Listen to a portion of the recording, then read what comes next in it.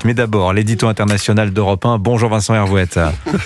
Bonjour Dimitri, bonjour à tous. Allez, vous revenez ce matin sur le discours martial hier soir d'Emmanuel Macron. Oui, l'armée française n'a jamais cessé de guerroyer depuis 50 ans. Des opérations de police en Afrique par dizaines, des conflits dans le cadre de l'OTAN, comme les 78 jours de bombardement de la Serbie pour lui imposer un Kosovo indépendant, funeste précédent que les Russes n'ont pas oublié, des offensives antiterroristes avec les Américains comme au Sahel. Depuis Joachim du Bellay, la France, mère des arts, des armes et des lois, ça reste vrai, mais c'est la première fois depuis De Gaulle que le chef de l'État dit aux téléspectateurs devant sa soupe « La patrie a besoin de vous », qu'il en appelle à sa force morale, qu'il annonce que l'ennemi teste nos limites, que la menace grandit à la porte. Une différence avec De Gaulle toutefois, le président qui mobilise n'a pas fait son service militaire. Alors son discours rappelait un peu la guerre froide, la crise de Cuba par exemple. Sauf que la dramatisation est due au pugilat dans le bureau ovale, une dispute incongrue devant les caméras, mais quand même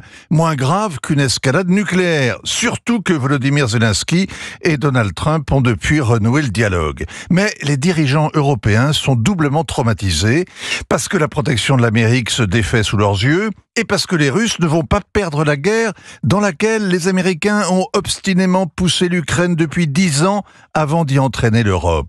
Pour Emmanuel Macron, il faut s'armer pour tenir tête à l'armée russe qui mettra tôt ou tard ses bottes en Moldavie ou dans les pays baltes. En même temps, les autorités nous expliquent que l'économie de la Russie est exsangue, son armée aussi. D'ailleurs, elle piétine devant Pokrov, devant le Donbass. C'est la magie du « en même temps » et ça limite aussi comme l'idée que nos alliés pourraient être attaqués, mais que la France pourrait les protéger, notamment en étendant son parapluie nucléaire. Ces intérêts vitaux auraient une dimension européenne, c'est ce que répète avec insistance Emmanuel Macron à l'école de guerre en 2020, à Munich en 2023, l'an dernier en Suède. Sauf que la dissuasion repose sur le concept de stricte suffisance et nous avons un peu moins de 300 têtes nucléaires. Oui, versus combien? 4500 chez les Russes, quelque chose comme ça. Vous voulez dire que la France n'a pas les moyens de sa grandeur, Vincent?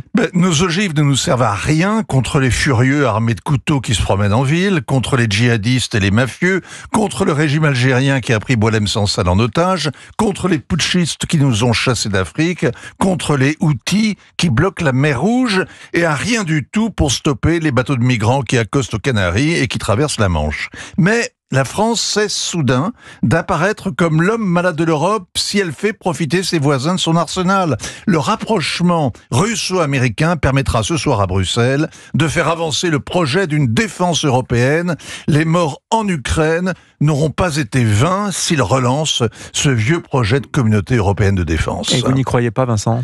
Sur un malentendu, ça peut marcher, comme on dit. Ça posera un défi redoutable aux industriels français du secteur. Et c'est moins chimérique que la force européenne qui serait envoyée en Ukraine pour garantir le cessez-le-feu, les Européens n'étant pas conviés aux retrouvailles entre Donald Trump et Vladimir Poutine. Et le Kremlin n'acceptera jamais que des armées de l'OTAN stationnent en Ukraine, le doigt sur la gâchette. L'avantage de l'Europe, vous voyez, c'est d'apparaître comme un phare qui clignote dans le lointain quand l'horizon est totalement bouché. Signature Europe 1, ainsi va le monde. Vincent Hervouette. Merci Vincent.